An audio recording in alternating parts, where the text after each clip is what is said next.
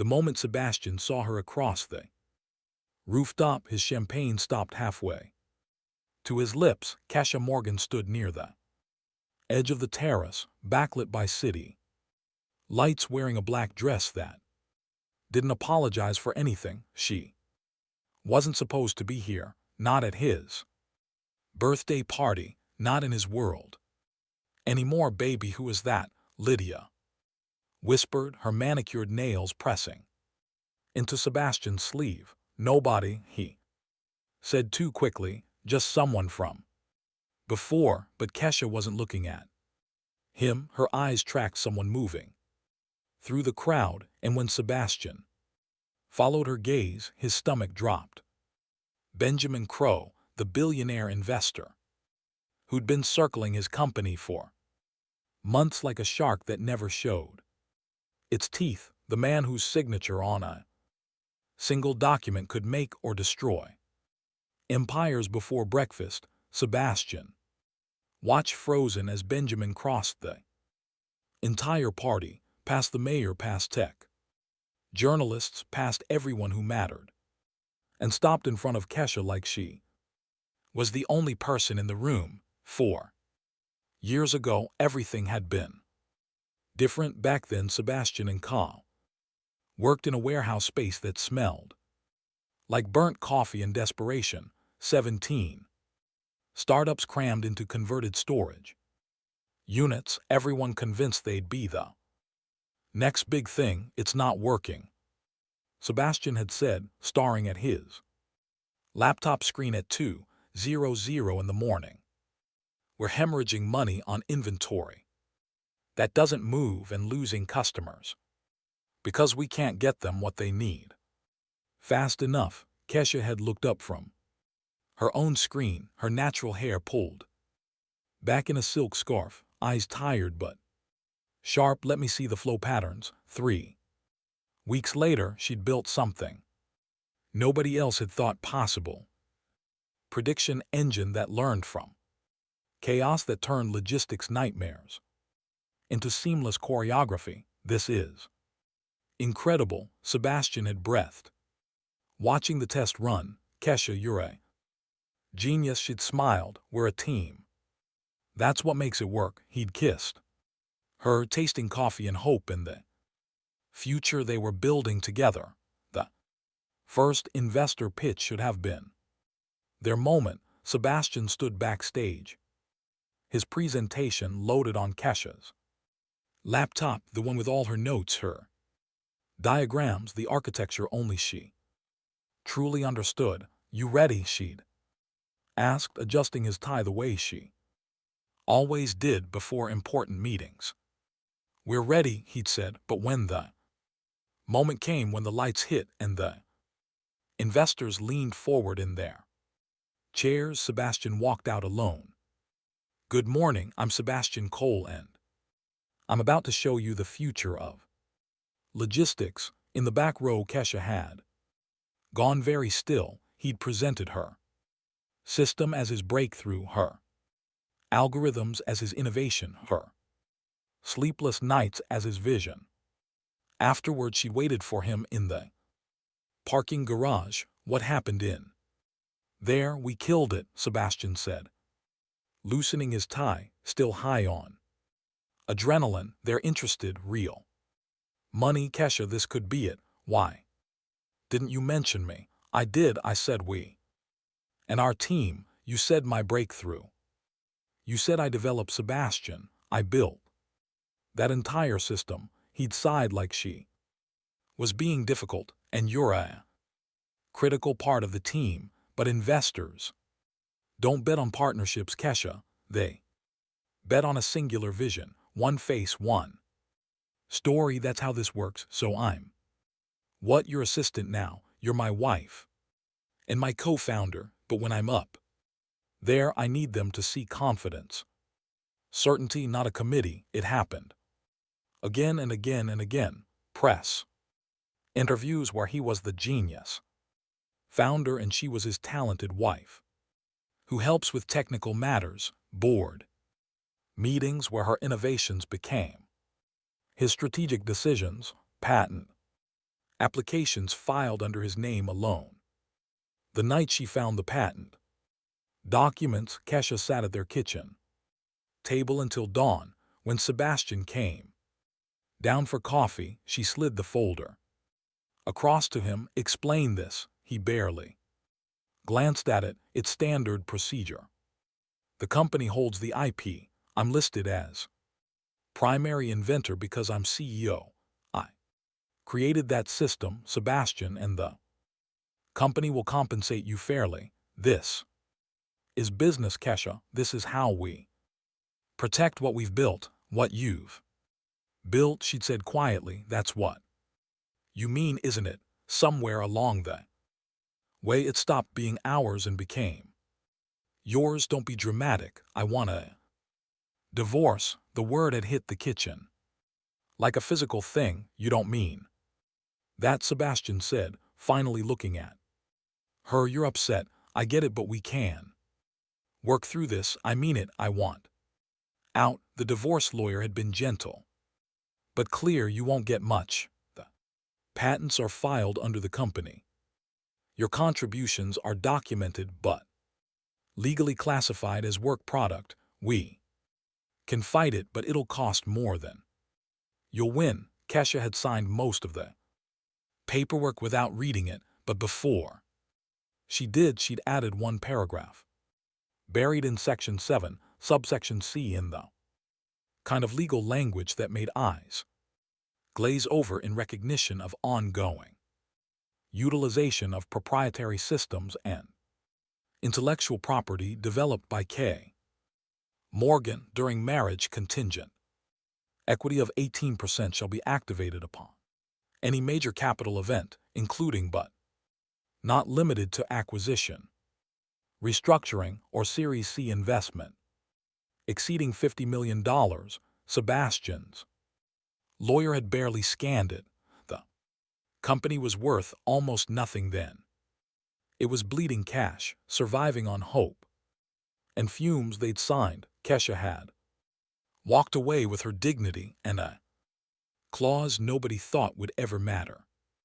Now standing on this rooftop 4 years later, she watched Benjamin Crow approach her with the kind of smile that knew exactly how much everything was worth. Ms. Morgan, he said, his voice carrying despite the music and chatter.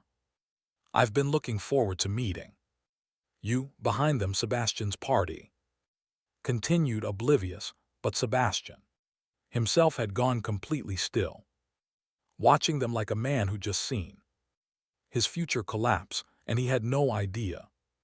Yet he had no idea what was coming. If you want to see how this plays out, stay with me, because what happens next changed everything. Benjamin Crow didn't shake Kesha's hand. He took it, turned it over, and examined her fingers like he was reading a story written in calluses and ink stains. These are the hands that built the adaptive flow engine, he said.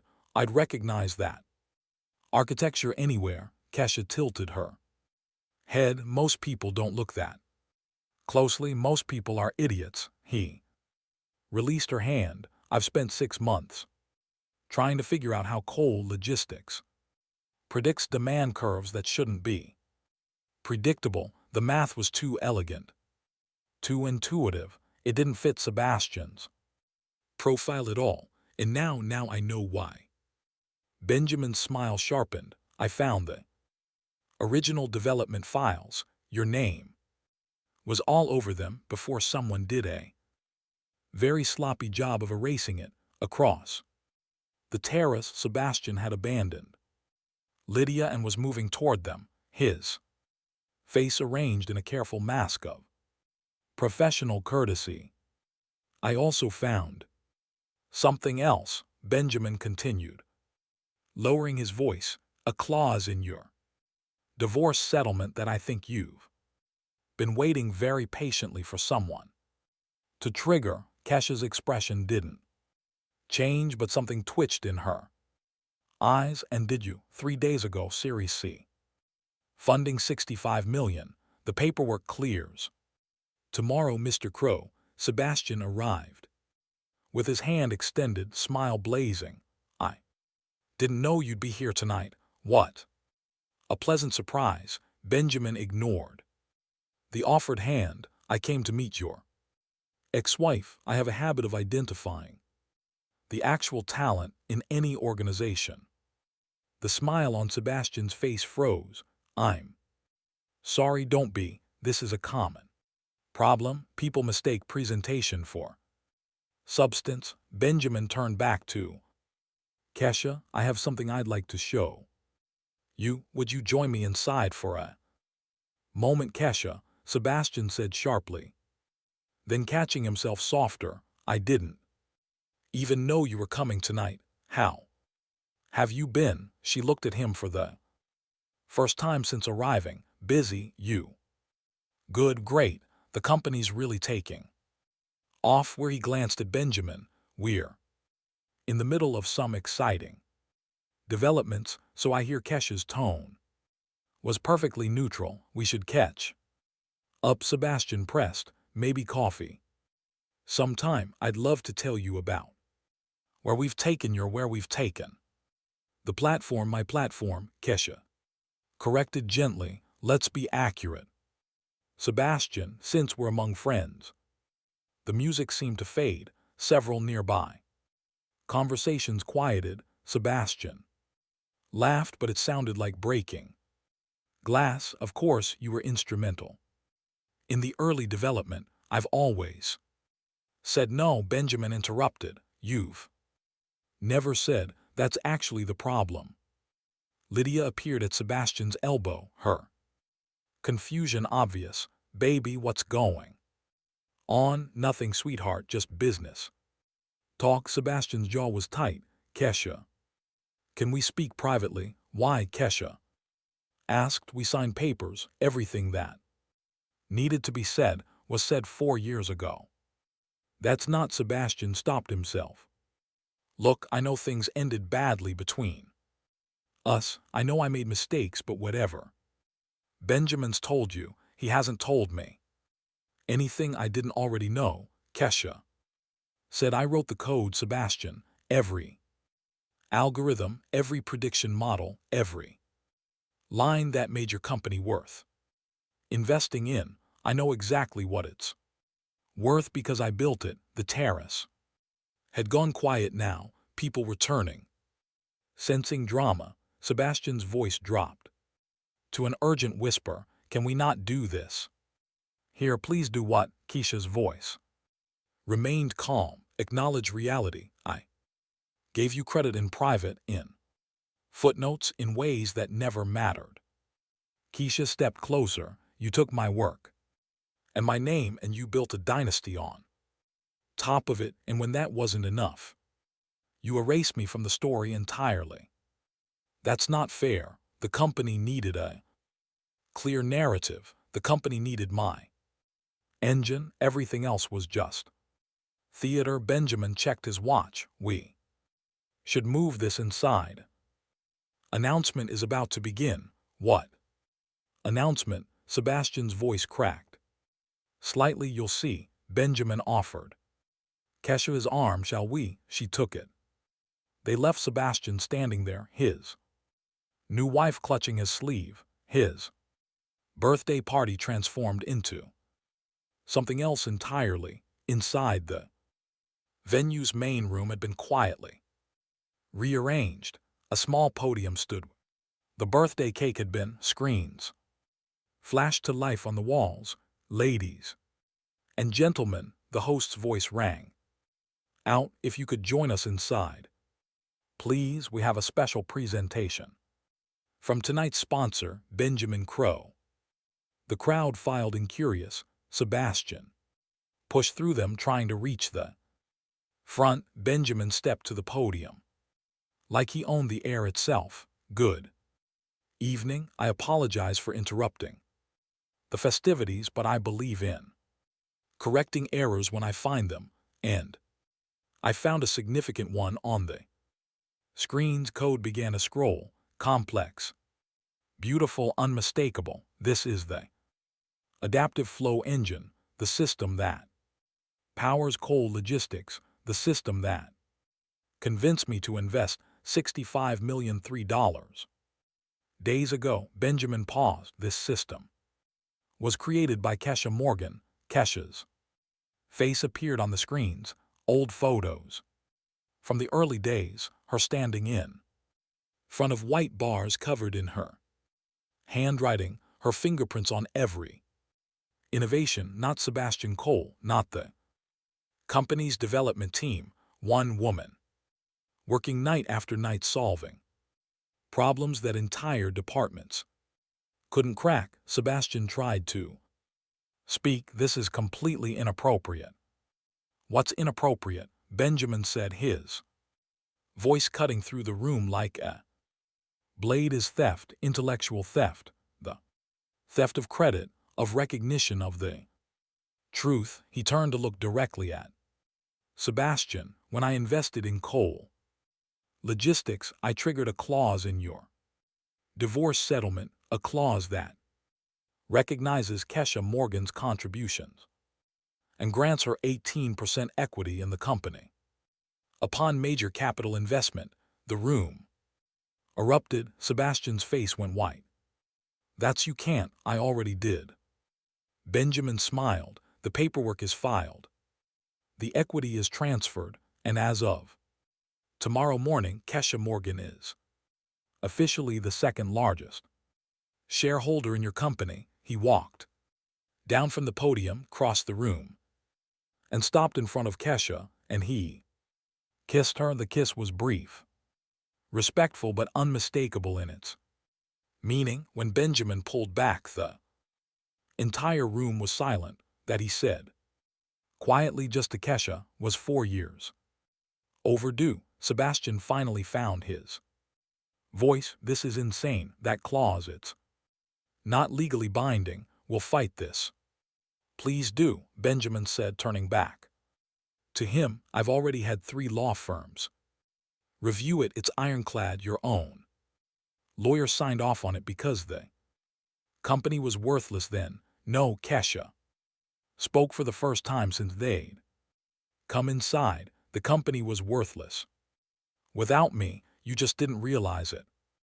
Yet she walked to the podium and the room held its breath. I didn't come here for revenge, she said. I came because Benjamin sent me a note this morning that said I deserved to hear the toast. I didn't know what he meant. I didn't know what he'd planned. She looked at Sebastian. 4 years ago you told me investors don't bet on partnerships. They bet on one face, one story. You were right about that, but you chose the wrong face, Kesha. Sebastian's voice was desperate. Now we can fix this. We can work together. Again, you're brilliant. Everyone knows that we can. No, she said simply. I don't want to work with you, Sebastian. I want what's mine, the recognition, the equity, the truth. She turned to the crowd. I'm not here to destroy coal logistics. I'm here to correct the record, that system, that engine, that breakthrough. It was mine, and from now on everyone will know it. Benjamin stepped beside her again. As of tomorrow, I'm proposing a restructure. Kesha Morgan will take an active role in the company's development division. Her name will appear on every patent, every presentation, every piece of press.